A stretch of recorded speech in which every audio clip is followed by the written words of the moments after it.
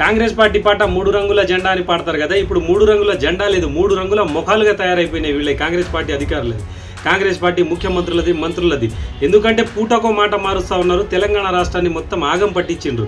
ఇప్పుడు బీసీలకు 42% రిజర్వేషన్ ఇస్తానని కామారెడ్డి డిక్లరేషన్లో ప్రకటించిన ముఖ్యమంత్రి గారు ఈరోజు ఆ 42% ఏ విధంగా పాసిబిలిటీ అవుతుందని ఆలోచన చేయకుండా నోటికొచ్చినట్టు నేను గెలవాలి, సీటు మీద కూర్చోవాలని చెప్పేసి బీసీ సమాజానికి మోసం చేయడానికి 56% ఉన్న బీసీ ఓటింగ్ పర్సెంటేజ్ నాకు రావాలని 42% రిజర్వేషన్ కల్పిస్తానని ఆ రోజు మాట ఇవ్వడం జరిగింది. ఏదైతే హామీలు ఇచ్చారో ఇది ప్రజా సంక్షేమం కోసం కాదు, ఆయన సీట్ కోసం అన్న విషయాన్ని తెలంగాణ ప్రజలు గ్రహించారు.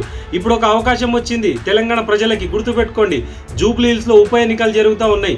వీళ్ళు చెప్పే లంగా మాటలకు మీరు పడకండి, వీళ్ళ మాటలు వినకండి.